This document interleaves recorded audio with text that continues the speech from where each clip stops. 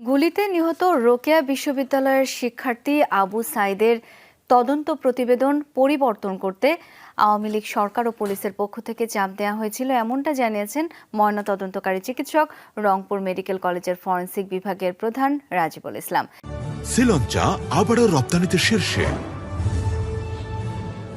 চিকিৎসকের দাবি, গত ৩০ জুলাই মামলা তদন্তকারী কর্মকর্তাকে এই প্রতিবেদন দেওয়া হয়। তারপর থেকে বিভিন্নভাবে চাপ দেওয়া হচ্ছিল তাকে। আবু সাইদের মৃত্যুর 2 মাস 8 দিন পর তদন্তের প্রতিবেদন প্রকাশ করা হয়েছে। প্রতিবেদনে বলা হয়, সাইদের মুখ থেকে উরু পর্যন্ত ছিল ছররা গুলির চিহ্ন। গুলি ঢুকে তার শরীরের ভেতরের বিভিন্ন অংশে গর্ত তৈরি হয়েছিল। এই কারণে অতিরিক্ত রক্তক্ষরণে তার মৃত্যু হয়। একে হত্যাকাণ্ড হিসেবে উল্লেখ করা হয়েছে ময়নাতদন্ত প্রতিবেদনে। তার মাল্টিপল প্লেট ইনজুরি হয়েছে। শর্টগানের যে প্লেটগুলো আছে সেই প্লেটে আঘাত করার ফলে তার ইন্টারনাল হেমোরেজ হয়েছে।